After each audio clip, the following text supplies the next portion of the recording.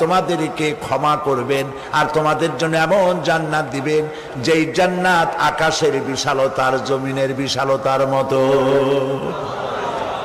এই বিরাট জান্নাত তোমাদেরকে দিবেন। এই জান্নাত চিরস্থায়ী সুখ এবং শান্তি জায়গা হবে।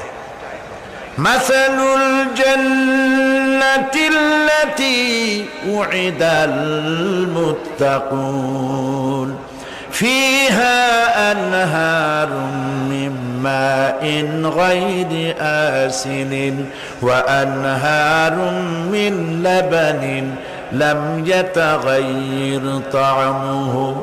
আল্লাহ পাক বলছেন জান্নাত আল্লাহ পাক ওয়াদা করেছেন মুত্তাকিদের জন্য। আল্লাহ পাক জান্নাত দিবেন যে জান্নাতের ভেতরে রয়েছে মধুর প্রস্রবণ, রয়েছে দুধের প্রস্রবণ, রয়েছে সেখানে স্বচ্ছ পানীয় পানির প্রস্রবণ রয়েছে।